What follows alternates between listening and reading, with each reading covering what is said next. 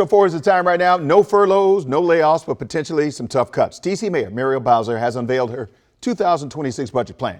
The council they're going to start to dig into it tomorrow. Our Jacqueline Quinn is here now with some key takeaways and the big debate brewing over funding for a new RFK stadium in light of all these cuts. Jacqueline. That's right. This was something that a lot of people were talking about, how to avoid these furloughs and layoffs, which had been a real concern after Congress cut federal funding to revert to 2024 spending levels last year. But the mayor says these other cuts have to be done so people don't flee D.C.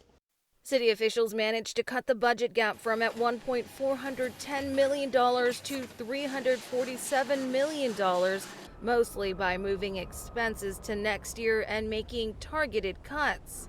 Some of the key cuts we're going to hear a lot about: the Safe Passage program, which helps students get to and from school, cut for the summer. The D.C. child tax credit was also eliminated. And Medicaid, Bowser is proposing changing the eligibility for the program, which would impact an estimated 25,600 residents. You know you have fewer revenues, then you have to make some tough decisions. It's not a one in, one out.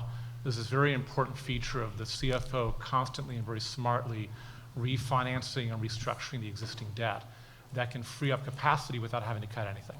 Mayor Bowser is now pushing big investment to grow the economy, including a $1.1 billion plan to tear down RFK Stadium and prepare the site for future development. That's hoped to be the new home of the Commanders. The mayor says it'll create 14,000 construction jobs, 2,000 permanent ones, and generate billions in spending. I'm also looking at what we're spending on the stadium, $1.1 billion. That's money we don't have in the bank. We have to borrow that money.